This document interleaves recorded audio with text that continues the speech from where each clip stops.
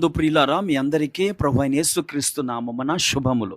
Greek పద అధ్యయనాలు అనే శీర్షికకు మరోసారి మిమ్మల్ని అందరినీ ప్రేమతో ఆహ్వానించుచున్నాను. నేటి గ్రీకు పదము జోయే. ఈ పదాన్ని యోహాను సువార్త 10వ అధ్యాయము 10వ వచనంలో చూస్తాం. దొంగతనమును, హత్యను, నాశనమును చేయుటకు వచ్చును గాని మరి దేనికిని రాడు. గొర్రెలకు జీవము కలుగుటకును అది సమృద్ధిగా కలుగుటకును నేను వచ్చితినని మీతో నిశ్చయముగా చెప్పుచున్నాను. ఈ వచనములో జీవము అనే పదానికి గ్రీకు భాషలో జోయే అనే పదాన్ని వాడారు. ఈ పదాన్ని వివరించటానికి ముందు మిమ్మల్ని ఒక ప్రశ్న అడగాలనుకుంటున్నాను.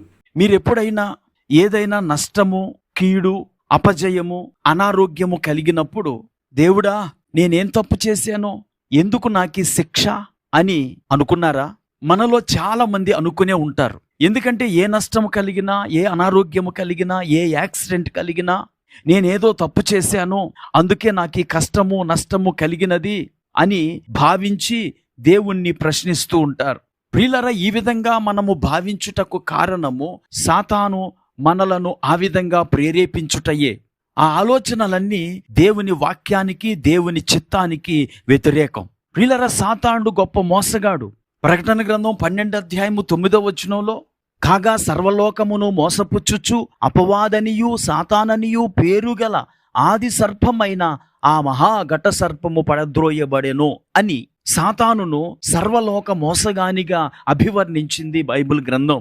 ప్రియులారా, సాతానుడు మన ఆలోచనలపై ప్రభావం చూపి దేవుడు మనకు శత్రువని, తప్పు చేస్తే శిక్షించే శిక్షకుడని చెబుతూ దేవుని ప్రేమ నుండి మనలను వేరు చేస్తాడు. అతడు అలాగూ వేరు చేయుటలో విజయం సాధించాడు. ప్రియులారా, ఈరోజు నేను ఈ విషయాలన్నీ ఎందుకు చెబుతున్నానంటే, మనము జోయే అనే గ్రీకు పదాన్ని ఈ సందేశంలో ధ్యానం చేసుకోబోతున్నాం. జోయే అనగా దేవుని జీవము. ఆ జీవము అప్పటికే బ్రతికి ఉన్న మనకు దేవునిచే అనుగ్రహింపబడిన అదనపు జీవము. ఆయన తన్ను ఆశ్రయించు వారికి ఆ జీవాన్ని ఇస్తాడు. యోహాను 10:10లో గొర్రెలకు జీవము ఇచ్చుటకు, అది సమృద్ధిగా ఇచ్చుటకు నేను వచ్చానన్నాడు. ఇక్కడ జీవము అంటే బ్రతకటం కాదు, ఆయన జీవముతో ఆయన వలె బ్రతకటం. ఆయన జీవము మనలో ఆయనతో సంబంధాన్ని ఏర్పరుస్తుంది. ఆయన జీవము మన పాప బంధాల నుండి మనలను విడిపిస్తుంది. ఆయన జీవము మనకు పరిశుద్ధాత్మ అనుభవాన్ని ఇస్తుంది. ఆయన జీవము మనకు నిత్య జీవాన్ని, నిత్యత్వాన్ని ఇస్తుంది. ఆయన జీవము మనకు ఆనందాన్ని, శాంతిని, ప్రేమైక జీవితాన్ని అనుగ్రహిస్తుంది. ప్రియులారా, మన పట్ల దేవుని చిత్తము అదే, ఆయన జీవముతో బ్రతకటం. ఈ లోకములో అనేక మంది జోయే లేకుండా జీవిస్తున్నారు.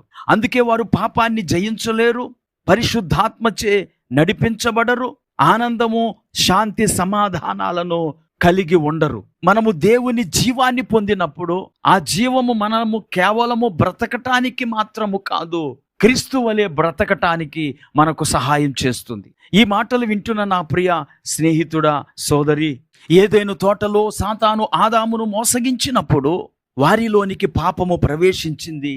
ఆ పాపము వల్ల వారు నీతి స్థానాన్ని మాత్రమే కోల్పోలేదు, దేవునితో సంబంధాన్ని పోగొట్టుకున్నారు, దేవుని పట్ల విశ్వసనీయతను కూడా పోగొట్టుకున్నారు. తత్ఫలితంగా దేవుణ్ణి అనుమానించే ప్రవృత్తి ఆదాము నుండి మనందరికీ వచ్చింది.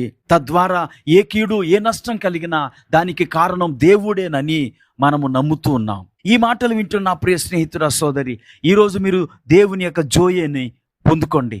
ఆయన మనకు ఉచితంగా ఇచ్చే ఆ జీవాన్ని కలిగి ఉన్నప్పుడు మీరు ఆయనతో సత్సంబంధాలను ఏర్పరచుకోగలరు, పాప జీవితం నుండి బయటపడగలరు, సంతోష సమాధానాలతో జీవించి నిత్యత్వంలో ప్రభుతో ఉండగలరు. ప్రార్థన చేసుకుందాం. కృపా కనికరం కలిగిన మా తండ్రి, నీకు వందనాలు. ఈ మాటలు వింటున్న మా వీక్షకులందరికీ నీ జీవాన్నిచ్చి వారు నీతో సత్సంబంధాలు ఏర్పరచుకొని నీ వలే బ్రతుకుటకు సహాయం చేయమని యేసుక్రీస్తు నామమున ప్రార్థించి వేడుకుంటున్నాము. ఆమేన్.